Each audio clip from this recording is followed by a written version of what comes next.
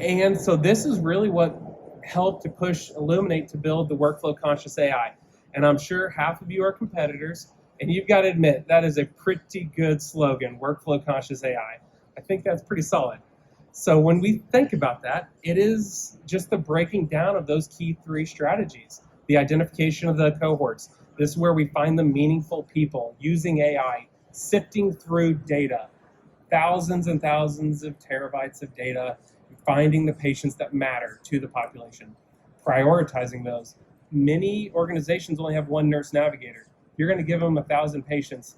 You better make sure they're prioritized. And healthcare operates most efficiently when there is a clean and clear protocol that has been prioritized for them to go execute against. And finally, it's the management. This is where we get actionable cohorts that can actually be mitigated or managed, and that allows the care team to go drive some really significant outcomes.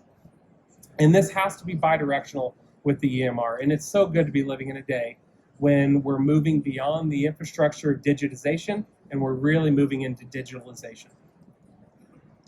So how do we do that? Data management's at the heart. If you are operating in healthcare data today and you can't manage discrete data, it's a non-starter. So it's got to be core competency, discrete data. But what's really funny is you bring people in from outside industries, maybe from the finance, data scientists, really smart people. They live in this, and you're like, you're struggling with about 20% of our data. And in discrete EMR, you may have 79,000 data points. That's about how many fields there are in an EMR. It's interesting. You kind of move over to the unstructured, the 80% of healthcare, where all the volume lives. In a single radiology report, you can have tens of thousands, hundreds of thousands of variations of saying the exact same thing. And this is where Illuminate has flourished. Radiology reports are a great start. That's where a lot of great information comes. Radiologists will do a great job documenting, describing, recommending incredible amounts of detail. But to manage those, you've got to get into the clinical notes. And that's a whole nother depth of unstructured data.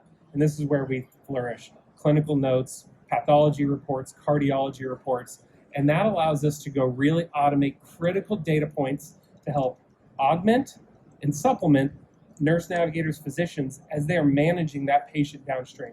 Things like, in the lung nodule example, family history. Does this patient currently have cancer?